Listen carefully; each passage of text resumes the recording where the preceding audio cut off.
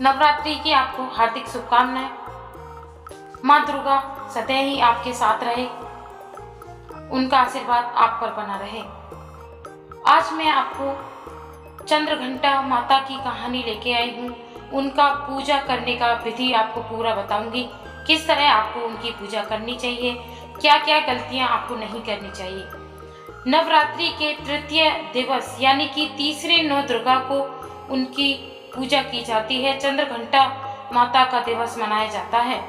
माँ चंद्रघंटा को परम शक्तिदायक और कल्याणकारी माना गया है।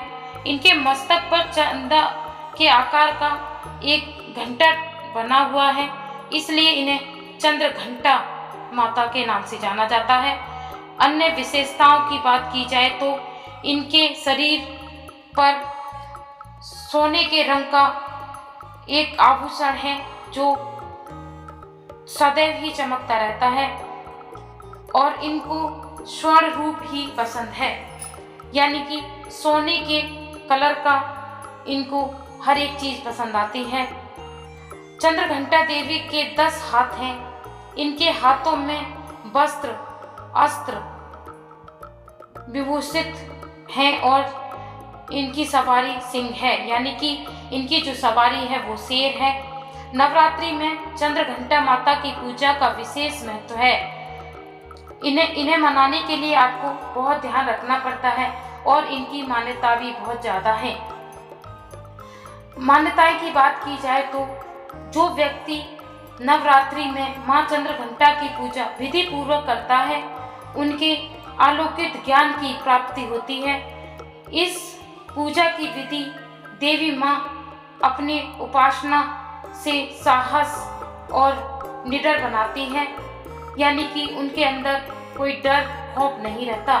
जो व्यक्ति चंद्रघंटा माता की पूजा करते हैं उन्हें माँ स्वयं ही विक्रम और साहस से भरपूर करती है, धन प्राप्ति का उनको आशीर्वाद देती है, सदैव ही उनके परिवार पर कल्याण करती है।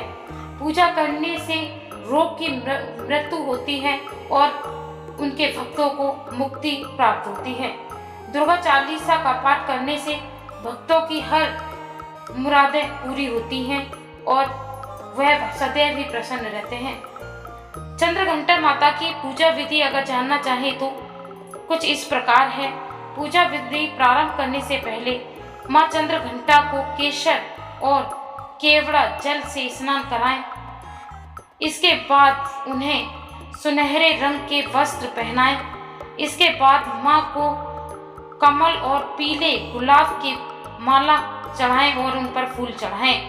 पीले गुलाब अगर आपको मिल जाए तो वो आपकी हर मनोकामना को पूर्ण करने में साहस होते हैं। इसके उपरांत मिष्ठान पंचामृत और मिश्री का भोग भी लगा सकते हैं।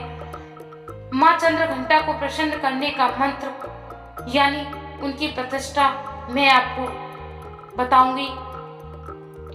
यहाँ पर स्थित इनका मंत्र है जो आपको पढ़ना चाहिए पूजा के दौरान। कथा के अनुसार जब देवता और अंत बढ़ने लगा तो माँ दुर्गे ने माँ चंद्रघंटा का अवतार लिया। उस समय असुरों और स्वामी महिषासुर थे। उनका देवों